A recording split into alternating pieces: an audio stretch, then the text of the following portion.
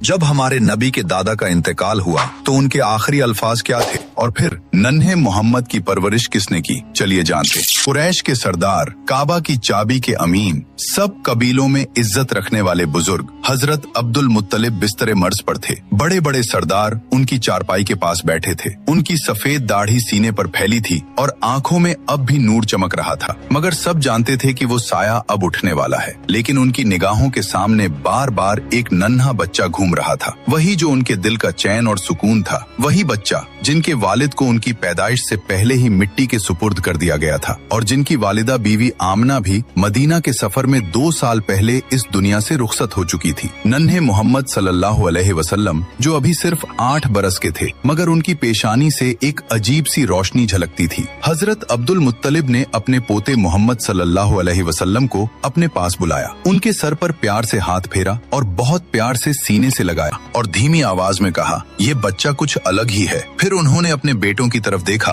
और बोले, मेरी बात ध्यान से सुनो, इस बच्चे की हिफाजत अब तुम्हारी सबसे बड़ी जिम्मेदारी है और मैं ये अमानत अपने बेटे अबू तालिब को सौंपता हूँ। ये सुनते ही हजरत अबू तालिब की आंखों से आंसू बह निकले। वो बहुत ही तंग हाली में जिंदगी गुजारते थे, माल दौलत ज्यादा नहीं थी, मगर दिल बेहद बड़ा था। उन्होंने वालिद से कहा, अब्बा जान आप बेफिक्र रहें, मैं इस बच्चे की हिफाजत अपनी जान से बढ़कर करूंगा। कुछ ही दिनों बाद वो घड़ी आ गई जब मक्का वालों ने एक और बड़ा गम देखा। हजरत अब्दुल मुत्तलिब का इंतकाल हो गया। कुरैश के लोग सदमे में थे, मगर सबसे ज्यादा गमगीन थे नन्हे मोहम्मद सल्लल्लाहु अलैहि वसल्लम। पहले वालदा का इंतकाल हुआ, अब दादा का साया भी उठ गया। आंखों से आंसू बह रहे थे, मगर उनके दिल में एक अजीब सा सब्र था। कोई और बच्चा होता तो रो पड़ता, बिलक पड़ता, मगर आप खामोशी से आसमान की ओर देख रहे थे, जैसे वहीं से दिल को सुकून और तसल्ली मिल रही हो। अल्लाह ताला ने ये दर्द अपने प्यारे नबी सल्लल्लाहु अलैहि वसल्लम को इसलिए दिखाया ताकि आने वाली उम्मत को सब्र और भरोसे का सबक मिले। अबू तालिब ने उस दिन से